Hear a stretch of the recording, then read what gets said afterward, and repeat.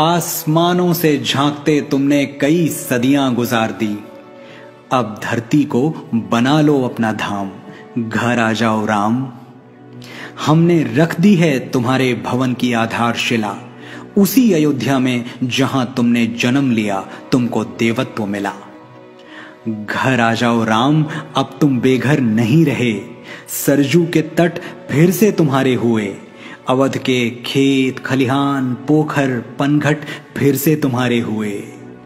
पधारो अपने निवास में और क्षमा कर दो हमारी वो भूल जो अंकित है इतिहास में। हमने वो सूरज अंधेरे में फेंक दिया जिसने पूरी सृष्टि को उजाले में रखा। कैकेयी ने तो सिर्फ 14 बरस का वनवास दिया था, हमने 37 साल तुम्हें ताले में रखा। और तुम्हें निर्वासित करके हमें मिला क्या? एक ऐसी दुनिया जहां खुली हवा में भी दम घुटे। मानवता अहिल्या की तरह पत्थर हो चुकी है राम, तुम आके पैरों से छू दो तो शायद जी उठे। तुम तो सूर्यवंशी हो, हमें याद है तुम्हारा शौर्य तुम्हारा साहस।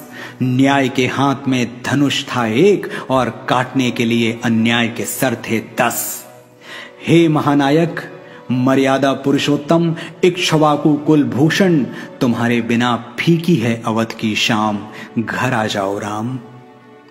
हम वचन देते हैं तन मन और प्राण से कि तुम्हारा घर बनाएंगे बड़े शौक और बड़ी शान से।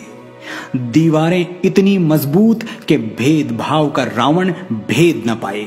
दरवाजे इतने ऊंचे कि ऊंच नीच के दानों से लांघा न जाए।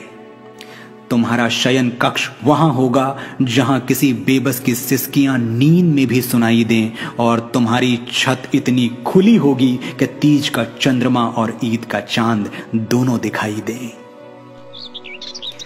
तुम्हारी खिड़कियों पर बैठे परिंदे दोहराएंगे विश्व शांति की सरगम, और महल के प्रवेश द्वार पर लिखा होगा वसुधैव कुटुंबकम। एक आंगन भी होगा, वहां बैठकर गाए जाएंगे कीर्तन भजन और खड़े होकर जन गण मन। तुम्हारी प्राचीरों पर जलती मशालें मौन घोषणा करेंगी कि अब कहीं किसी कमजोर का छप्पर फूंका ना जाए।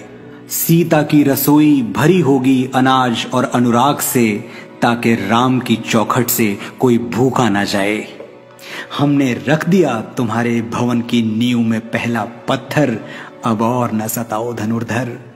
अनगिनत केवटों शबरियों सीताओं को प्रतीक्षा है तुम्हारी, घर आ जाओ मेरे राम, मेरे मंगल भवन अमंगल हारी।